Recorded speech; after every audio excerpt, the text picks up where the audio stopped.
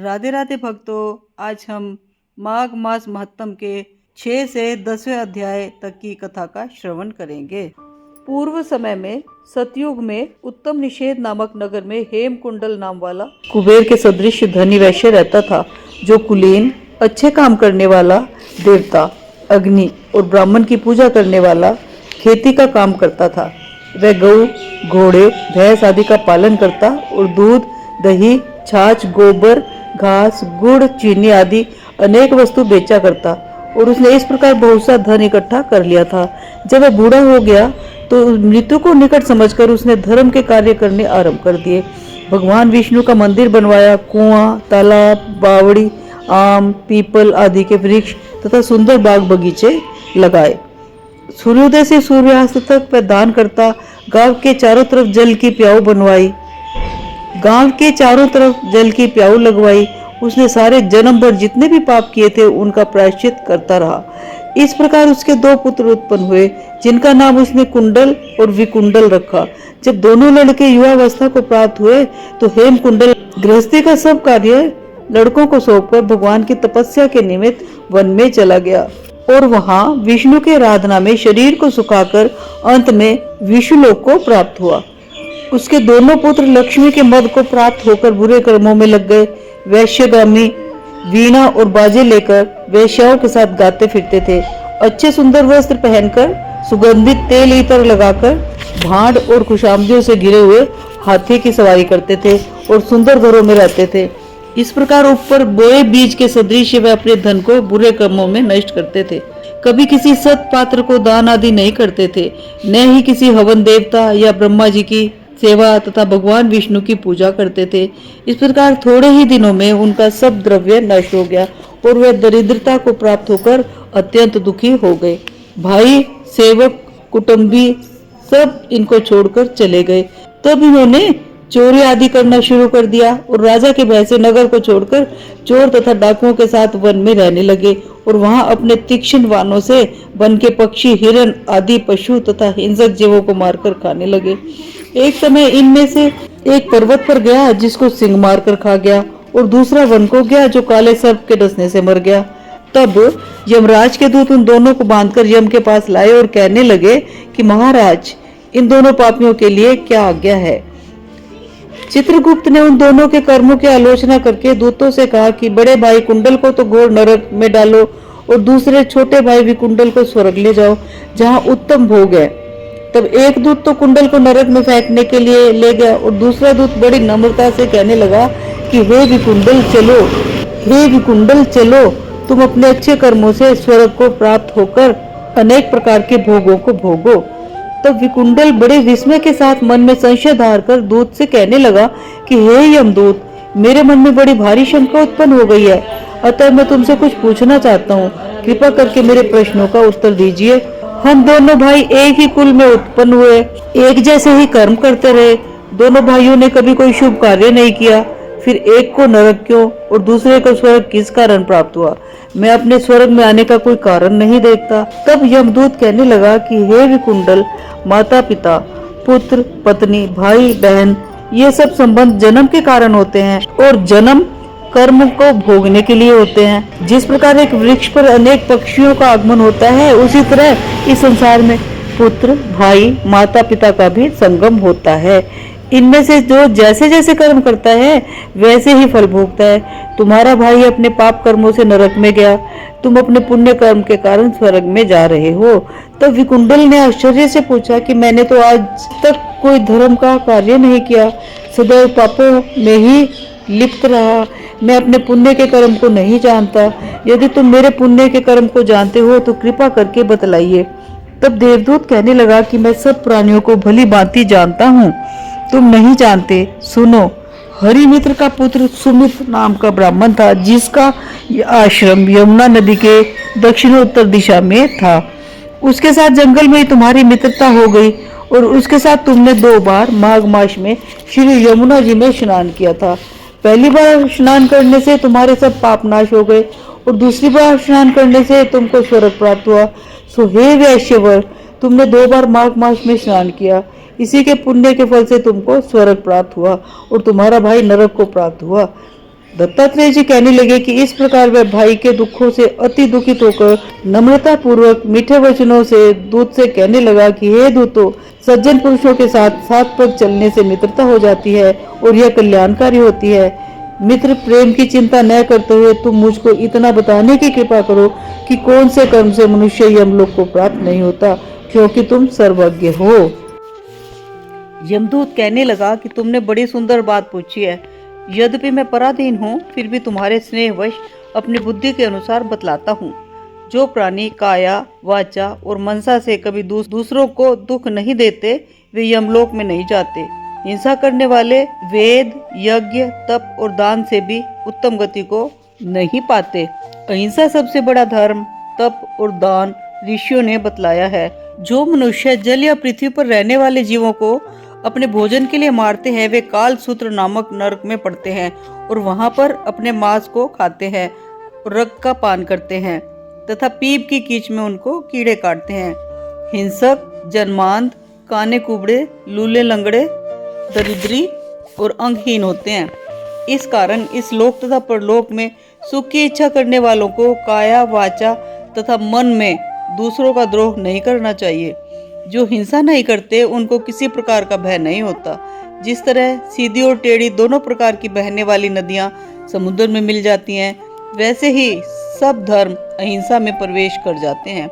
ब्रह्मचारी, गृहस्थ, वानप्रस्थी तथा यति सभी अपने अपने धर्म का पालन करने और जितेंद्रिय रहने से ब्रह्मलोक को प्राप्त करते हैं।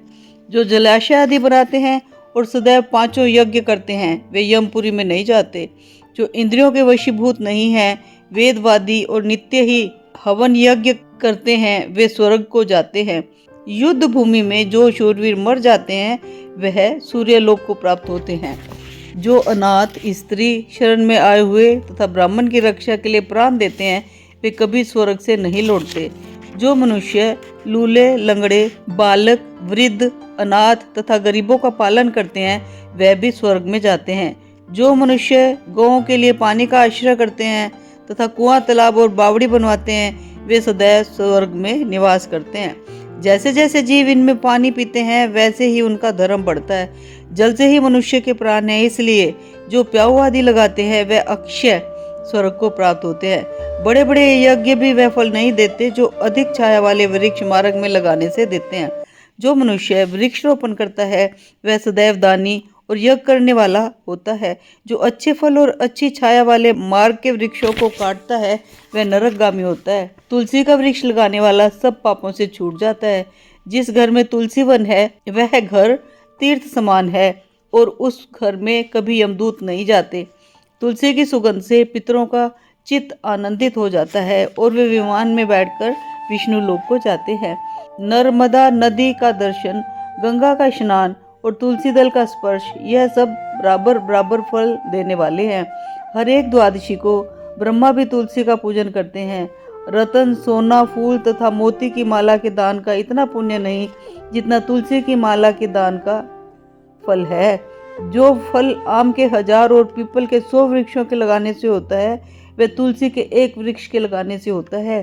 पुष्कर आदि तीर्थ, गंगा आदि नदी, वासुदेव आदि देवता सब ही तुलसी में वास करते हैं।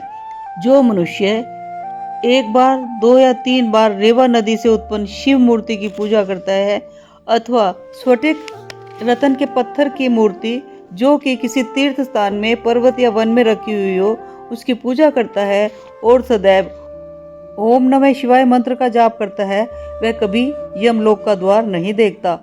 शत्रुता, अभिमान या लोभ से शिव पूजा करने वाले भी यम द्वार नहीं देखते। शिव पूजा के समान पापों को नष्ट करने वाला तथा कीर्ति देने वाला 3 लोकों में और कोई काम नहीं है। जो शिवालय स्थापित करते हैं, वह शिवलोक में जाते हैं। ब्रह्मा, विष्णु तथा शिव का मंदिर बनाकर मनुष्य वैकुंठवासी होता है।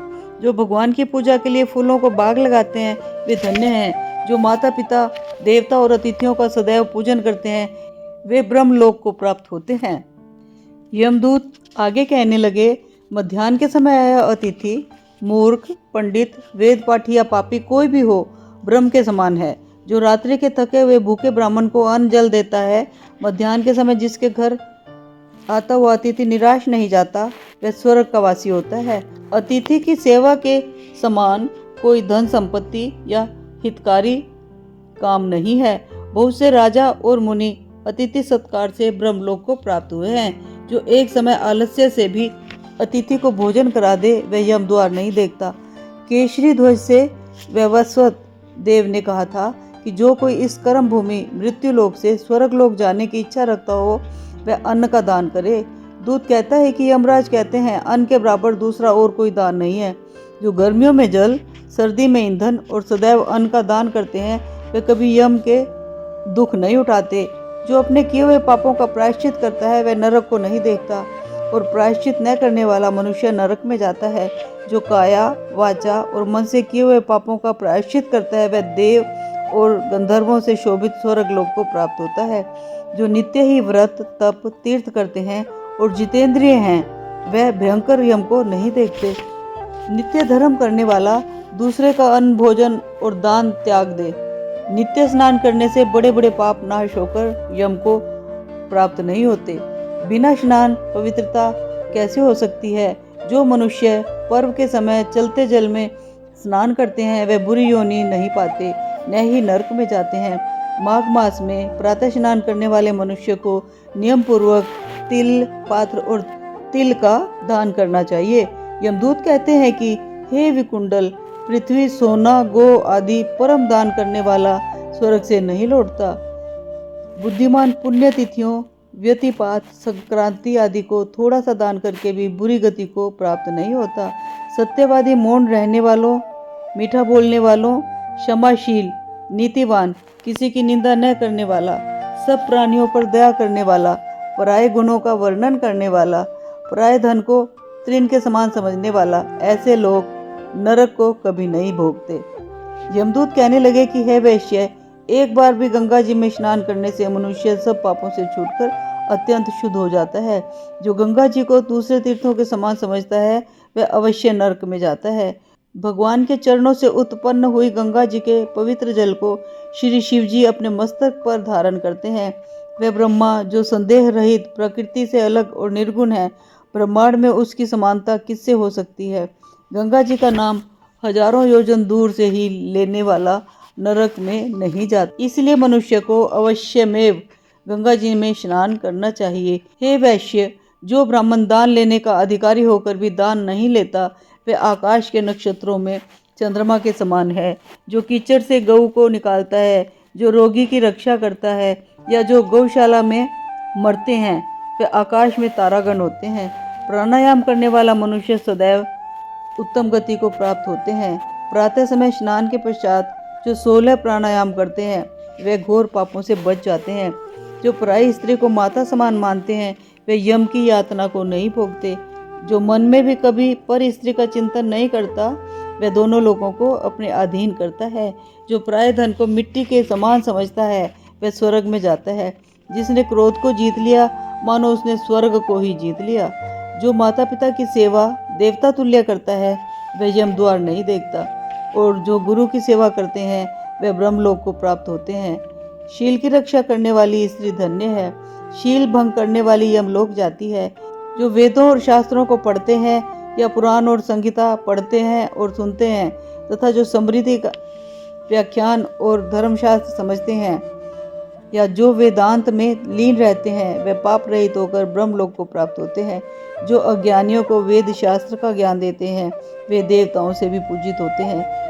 यमदूत ने कहा कि वैश्य श्रेष्ठ यमराज ने हमको वही आज्ञा दे रखी है कि तुम किसी वैष्णव को मेरे पास मत लाओ। हे वैश्य, पापी लोगों का इस संसार रूपी नरक को पार करने के लिए भगवान की भक्ति के सिवाय दूसरा और कोई उपाय नहीं। भगवान की भक्ति न करने वाला मनुष्य चंडाल के समान समझना चाहिए। भगवान के भक्त अपने माता और पिता दोनों के कुलों को तार देता है और उनको नरक में नहीं रहने देते। और जो मनुष्य वैष्णव का भोजन करते हैं, वे भी भगवान की कृपा से श्रेष्ठ गति को प्राप्त होते हैं। बुद्धिमान को सदैव वैष्णव का ही अन्न खाना चाहिए। इससे बुद्धि पवित्र होकर मनुष्य पाप नहीं करता। गोविंदाय नमः इस मंत्र का जाप करता हुआ जो मनुष्य मृत्यु को प्राप्त होता है, वह परम धाम को प्राप्त होता है, इसमें कोई संदेह नहीं। जो मनुष्य ओम नमः भगवते वासुदेवाय इस द्वादश अक्षर मंत्र या ओम अष्टाक्षर मंत्र का जाप करता है, उसके ब्रह्म इत्यादि बड़े बड़े पाप नाश हो जाते हैं। ओम नमो भगवते वासुदेवाय।